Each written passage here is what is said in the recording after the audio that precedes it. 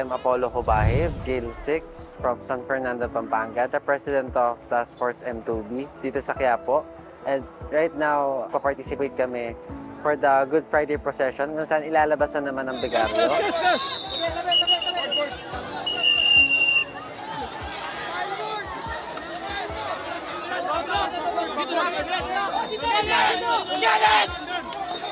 Mga unconscious patients yung mga malala sa amin. Kaganina nagka-patient kami nagkaroon ng laceration sa may paa. Isinuture siya.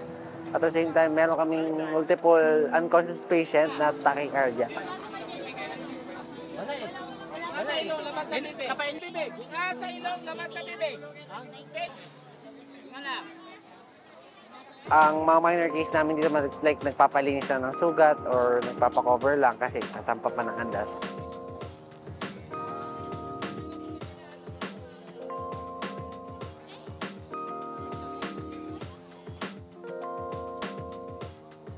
So kanina kinulang kasi, hindi man sa kinulang, nag-call out ang another segment ng backup for extrication. Kasi wala silang extrication doon. Humingi sila ng backup sa amin, so tinakbo namin. Doon po namin kinuha yung mga unconscious patient na dinala namin dito naman. Di namin trinate. So madami sila, sunod-sunod siya. Actually akala namin 2 lang, pero 5 pala.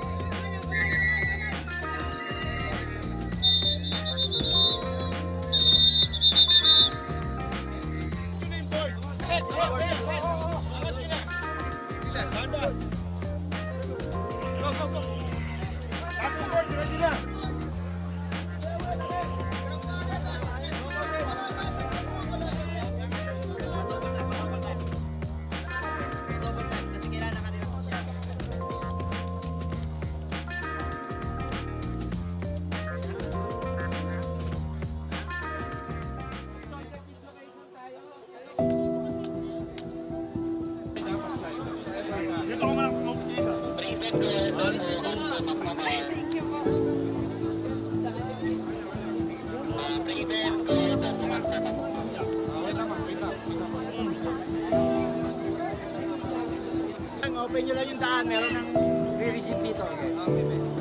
May possible dislocation na patient na paparating for transportation siya. So, kiniklear natin yung way para dire-diretso since madaming ang tao.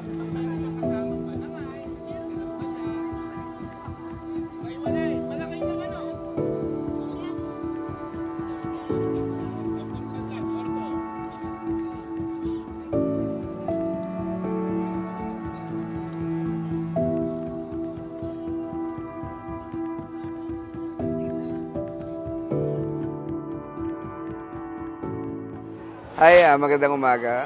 Ako pala si Jason Glory from Tactical Emergency Responder Alert. Nandito kami taon-taon para tumulong at sumuporta sa pangangailangan medikal ng mga deboto. No? Mostly mga pasyente na ano namin dito mga nasusugatan, nagkakagasgas, napipilayan. Siguro pinakamalala na namin naranasan dito yung dilated na masyado yung mata at hindi na siya kumikibo. Pero napaparecover din naman namin.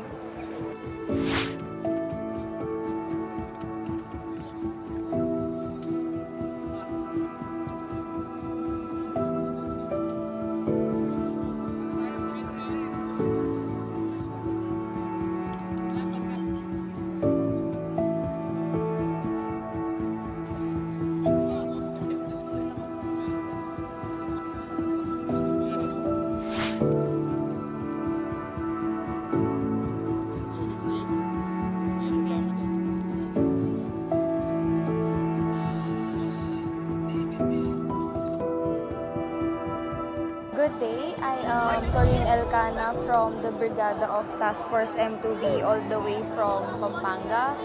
And as of today po, several medical procedures na po yung conduct po ng group namin. So far po, mga wound care technique po yung mga nare-report dito. And kanina po may mga major cases such as po yung mga nare-report as unconscious na umaalis naman po sila as stabilized.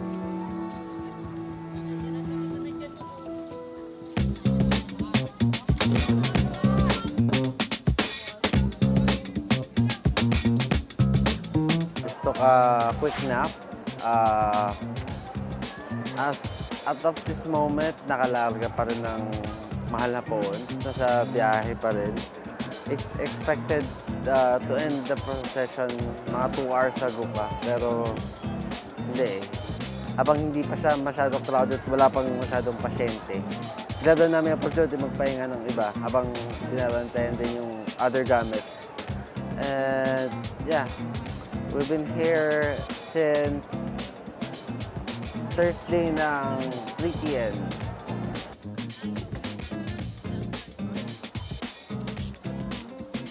Hindi na kayo glowing, no? Darking na, sir. Glowing in the dark.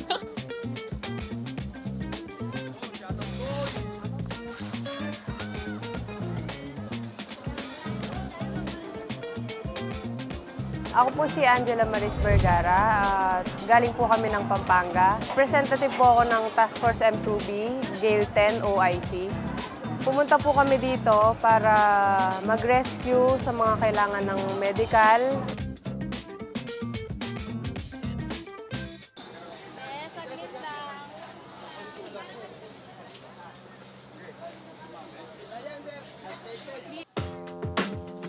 Masaya naman po. What an experience na kahit nakakapagod, may masasabing memorable na nagawa.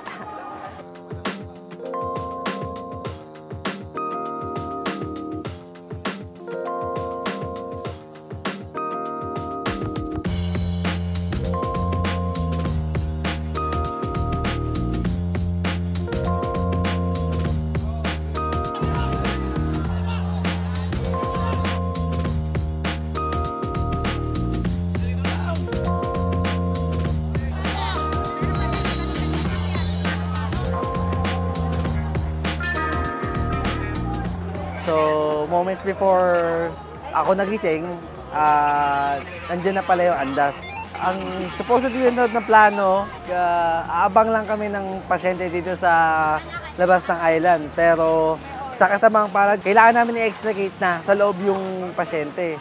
So, nakadalawa kami. Then, ayun, medyo nakakapagod, ang init. So, ako muntikan na maging pasyente kasi yung pinasukan namin sa may ilalim ng bridge is totally sobrang init, parang pugon na.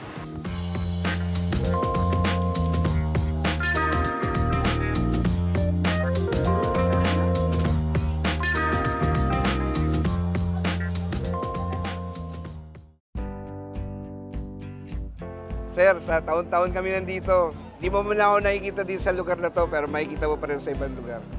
So, syempre, kahit po nakakapagod, may parang gusto pa po bumalik. Naging malaking part si Jesus Nazareno sa aming grupo. Kaya hindi kami, imposibleng mawawala kami taon-taon. Taon-taon, 2 beses sa taon gagawin namin to. Magsiservisyo kami para sa Diyos at Bayan.